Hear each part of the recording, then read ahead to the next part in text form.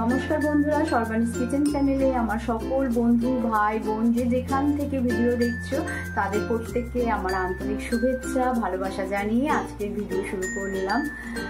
আজকে আমি অনেক দিন পর তোমাদের সামনে ভিডিও নিয়ে এসেছি, লং ভিডিও। শর্ট ভিডিও আমি কিছুদিন ধরে একটু একটু করে দিচ্ছি এবং ভেবেইছি যে সপ্তাহে আমি 3টে করে শর্ট ভিডিও আর 2টো করে লং ভিডিও এরকম করে দিয়ে যাব।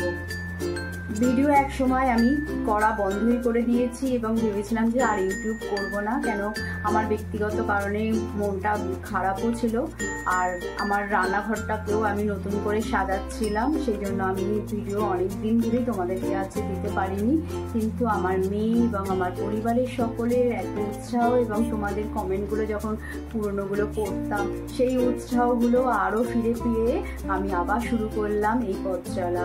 এবং আমি সবার পাশে যেরকম ছিলাম এবং থাকবো এবং তাদের পুরো ভিডিও আমি দেখি এবং আমিও আশা করি যে তোমরাও আমার পুরো ভিডিও দেখে এবং লাইক দিয়ে আমার পাশে থাকবে। তাহলে চলো বন্ধুরা, রেসিপি তো কি তোমরা দেখেই নিয়ে এসেছি, এবার রেসিপিটা কিভাবে বানালাম সেটা দেখে নাও। আজকে আমি বানিয়ে নেব ইলিশ মাছের মাথা দিয়ে পুঁই শাকের চচ্চড়ি। দেখো আমি পুঁই শাক কেটে নিয়েছি, এবারে আমি পুঁই শাকের যে মোটা মোটা ডাটাগুলোকে দুভাগ করে নিয়েছি। এইখানে আমি দিয়ে দিয়েছি দেখো আলু, বেগুন, কুমড়ো আর ঝিঙে, এই দিয়েই করবো চচ্চড়িটা। প্রথমে তেল দিয়ে দিয়েছি, দিয়ে দিলাম এবার মাছের মাথাগুলোকে ভালো করে ভেজে নেব। মাছের মাথাগুলোকে এপিট ওপিট করে ভালো করে ভেজে নিলাম। দেখো ভাজা হয়ে গেল, এবারে আমি নামিয়ে নেব। নিয়ে এবার এই তেলের মধ্যে দিয়ে দেবো শুকনো লঙ্কা আর 5 ফোড়ন। একটু তেল দিয়ে দিচ্ছি, দিয়ে দিলাম শুকনো লঙ্কা আর 5 ফোড়ন। দিয়ে ফোড়নটা একটু ভালো করে ভাজা হবে। এবার ভাজা হতে হতে এবারে আমি আলু আর কুমড়োটাকে দিয়ে দিলাম। দিয়ে একটু কয়েক মিনিট একটু নাড়াচাড়া করে নেবো। কয়েক মিনিট দেখো আমার নাড়াচাড়া হয়ে গেছে। এবারে আমি আলু আর বেগুন আর ঝিঙেটাকে দিয়ে দিলাম। বেগুন আর ঝিঙেটা দিয়ে এবারেও কয়েক মিনিট নাড়াচাড়া করব। তার মধ্যে দিয়ে দিলাম হলুদ। দিতে দিতে দেখো একটু নাড়াচাড়া ভালো করে নিচ্ছি। এখন কিন্তু আমি এখানে লবণ দেব না। এবার আমি শাকগুলোকে দিয়ে দিলাম। শাকগুলোকে একটু হাই ফ্লেমে কিন্তু আমি এখন রেখে দিয়েছি। এবারে নিচের গুলোকে একটু উপরের গুলো একটু নিচ করে দিচ্ছি। দিয়ে হাই ফ্লেমেই কিন্তু হবে শাক দিয়ে, কারণ অনেকটাই জল বেরিয়ে যাবে। একটু মস্তে দেব। আর এই সময় আমি একটা মশলা তৈরি করে নেব।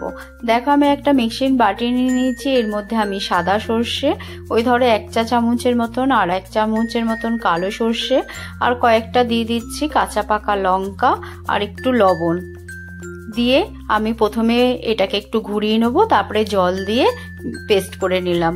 দেখো এবারে আমি ছেঁকে নিলাম। এই ছেঁকে নেওয়ার ফলে কি হবে, এই যে চচ্চড়িটার মধ্যে দেবো এতে কিন্তু কোনো অ্যাসিড হবে না, খেলে কোনো কারোরই অম্বল হবে না। দেখো কতটা মজে গেছে, মাঝে মাঝে শুধু আমি একটু নাড়াচাড়া করে দিয়েছি। এবারে আমি দিয়ে দিচ্ছি লবণ।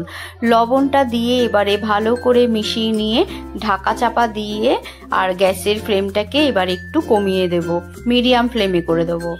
দিয়ে কয়েক মিনিট একটু নাড়াচাড়া করব। মাঝে মাঝে ঢাকাটাকে খুলে আমি একটু নেড়ে চেড়ে দেবো।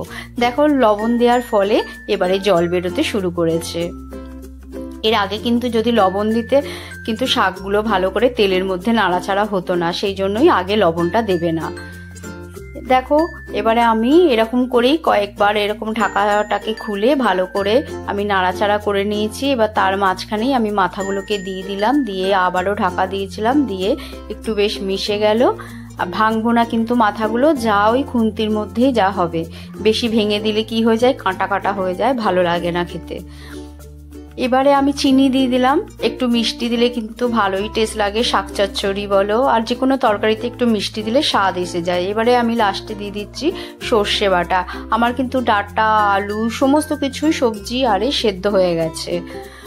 এবারে সর্ষে বাটার মিক্সির বাটিটার মধ্যে একটু সামান্য জল নেই, সেটাকেই দিয়ে দিলাম। এখনো এই তরকারিটাতে কিন্তু আমি এর আগে পর্যন্ত কোনো জল দিইনি, শাকের জলেতেই রান্নাটা হয়েছে। এবারে দিয়ে দেবো সর্ষে, যেহেতু দিয়েছি সেহেতু তো সর্ষের তেল দিতেই হবে, কাঁচা সর্ষের তেল, সেই জন্য একটু কাঁচা সর্ষের তেল দিয়ে দেবো। যেই যতটা পরিমাণ পারো দেবে, আমি অল্প পরিমাণেই দিলাম গন্ধটা ভালো আসার জন্য। আর দিয়ে দেবো কুচনো ধনেপাতা দিয়ে ভালো করে নাড়াচাড়া করে নামিয়ে নেব আজকের এই পুঁই শাকের চচ্চড়ি সর্ষে বাটা দিয়ে। এটা কিন্তু পেঁয়াজ রসুন ছাড়া। এইভাবে তোমরা খেয়ে দেখবে, আমার কথা মতো দারুণ লাগে বন্ধুরা।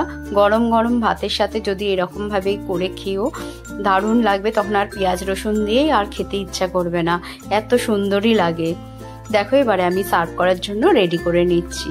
তাহলে রেসিপিটা কেমন হলো বন্ধুরা অবশ্যই আমাকে কমেন্ট বক্সে জানিও, আর ভালো লাগলে অবশ্যই লাইক কমেন্ট শেয়ার।